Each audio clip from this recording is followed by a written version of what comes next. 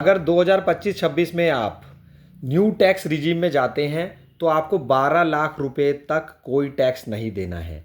लेकिन अब ये जो टैक्स स्लैब है ये भी आप समझ लीजिए, और आप ये सोचेंगे कि जब ये आपका लिखा हुआ है कि यहाँ पे 8 से 12 लाख 10%, तो 12 लाख रुपए तक टैक्स क्यों नहीं देना है वो भी समझेंगे। अगर आप सैलरीड पर्सन हैं तो आपको 75,000 रुपये की और छूट दी गई है कि अगर आपकी तनख्वाह 12,75,000 रुपये सालाना है तो आपको कोई टैक्स नहीं देना है। लेकिन अगर आपका बिजनेस है और आपकी जो कमाई है वो सालाना 12 लाख रुपए तक है तो आपको कोई टैक्स नहीं देना है। पहले अब इसको समझते हैं कि ये जीरो कमाई से लेके 4 लाख रुपए तक की अगर कमाई है तो उसके ऊपर आपको कोई टैक्स नहीं लगेगा। अब ये देखिए मैंने यहाँ भी 4 लाख लिख रखा है, इसका मतलब ये नहीं है कि यहाँ पर आपको 5% देना है। इसका मतलब यह है कि 4 लाख से ऊपर और 8 लाख तक, मतलब 4,01,000 रुपये हो, 1 रुपये, 4,01,000 मान लेते हैं। 4 लाख से ऊपर मतलब और 8 लाख तक, इसी तरीके से 8 लाख से ऊपर 8,01,000 मान लीजिए चाहे आप, और 12 लाख तक आपको 10% देना है। अब याद रखने के लिए आपको याद कैसे होगा, देखिए 4 का पहाड़ा है, 4 1 जा 4, 4 2 जा 8, 4 3 जा 12, 4 4 जा 16, 4 5 जा 20, 4 6 जा 24, और 24 लाख रुपए से ऊपर आपको 30% देना है। अब यहाँ पर हम देख रहे हैं कि जो हमारा टैक्स का परसेंटेज है वो 5-5 लिया गया है। मतलब जैसे पहले 0 लिया है, फिर 5 लिया है, फिर 10, 15, 20, 25, 30, मतलब यहाँ पर तो 4-4 का डिफरेंस ले रहे हैं और यहाँ पर परसेंटेज में 5-5 का डिफरेंस ले रहे हैं। अब 12 लाख रुपए तक आपको कोई टैक्स नहीं देना है अगर आप न्यू टैक्स रिजीम को ऑप्ट करते हैं तो। फाइनेंशियल ईयर 2025-26 के लिए हम बात कर रहे हैं। अब आप कहेंगे कि ये स्लैब मैंने लिखा हुआ है कि और उस हिसाब से 12 लाख पे तो 10% का टैक्स लगना चाहिए, आप ऐसा सोचेंगे इसको देखकर। लेकिन देखिए कि हम कैलकुलेट करते हैं, जैसे कि आपकी कमाई 12 लाख है तो उसको पहले 4 लाख, फिर दूसरे 4 लाख और तीसरे 4 लाख। तो जो पहला 4 लाख है उस पर कोई टैक्स नहीं लग रहा, यहाँ हम देख रहे हैं पहला 4 लाख। उसके हिसाब से फिर अब देखेंगे जो दूसरा 4 लाख और बना आपका 4 4 8 4 12, दूसरे 4 लाख पर से ऊपर, मतलब 4 लाख से ऊपर आपको कितना देना है, 5%। 4 लाख का 5% होता है 20,000। अब देखिए ये 4 और 4 8, मतलब यहाँ तक आप पहुँच चुके हैं। अब उस 8 लाख रुपए से ऊपर 12 लाख तक आपको 10% देना है। तो जो आपका लास्ट का 4 लाख बचा उस पर 10% आपका हो गया 40,000। तो देखिए टोटल इन तीनों को जोड़ेंगे तो आपका हुआ 60,000 होना चाहिए था। 12 लाख पर 60,000 रुपये टैक्स होना चाहिए था। तो देखा आपने कि ऐसे नहीं है कि यहाँ पर आपने 12 पढ़ा और सीधे आपने 10% लगाकर उसे 1,20,000 लिख दिया। सरकार जो हमारी इनकम होती है, मान लीजिए हमारी 16 लाख रुपए तक की इनकम है, तो पहले 4 लाख पर आपको 0, फिर उसके बाद में जो अगला 4 लाख है उस पर 20,000, फिर जो उसका उससे अगला 4 लाख है उस पर 40,000, और फिर उससे जो अगला 4 लाख है उस पर 15% लगा के फिर टोटल करके जो आएगा उसके हिसाब से आपका कैलकुलेशन होती है। लेकिन अभी हम फिलहाल ये समझ रहे हैं कि 12 लाख रुपए तक पे टैक्स क्यों नहीं लग रहा है। अब देखिए मैंने आपको समझा दिया कि पहले 4 लाख पे 0 हो गया, उसके फिर जो अगला 4 लाख है उस पर 20,000 हो गया, फिर अगला 4 लाख है उस पर 40,000 हो गया। तो 12 लाख रुपए पे 60,000 रुपये तक का टैक्स होना चाहिए था। लेकिन इनकम टैक्स में एक सेक्शन होता है उसको बोलते हैं 87A। अब आप सिंपली बस इसको याद रख लीजिए, पहले 8 पढ़ा और उससे पहले 7 पढ़ा याद रखने के लिए, और ये ए लिख दीजिए।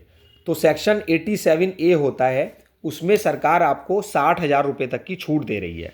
तो जैसे मान लीजिए कि आपको 12 लाख तक 60,000 रुपये तक का टैक्स होना चाहिए था, लेकिन इस सेक्शन 87A की वजह से आपको 60,000 रुपये तक की छूट दी जा रही है, इसलिए आपको 12 लाख रुपये तक की कमाई पर कोई टैक्स नहीं देना है।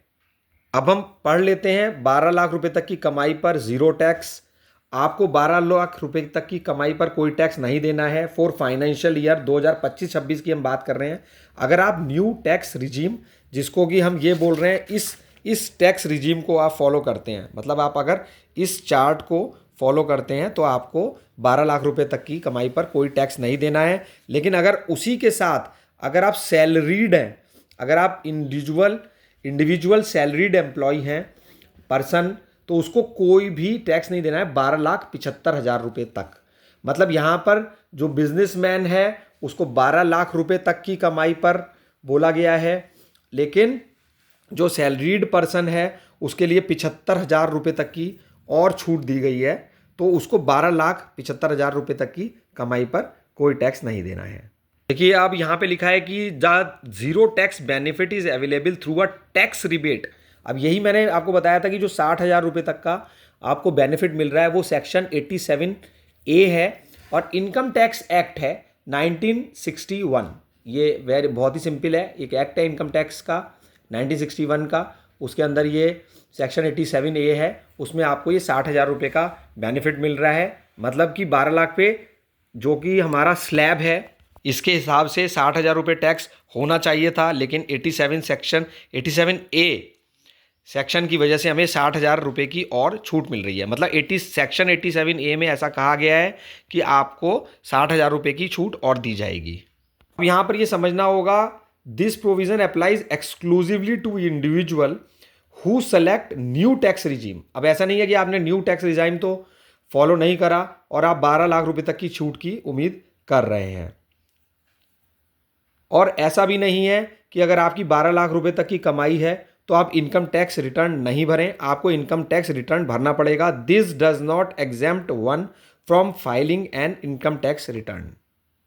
ये देखिए जो सैलरीड हैं उसके लिए, सैलरीड पर्सन के लिए एक वर्ड है, ये स्टैंडर्ड डिडक्शन दिया गया है।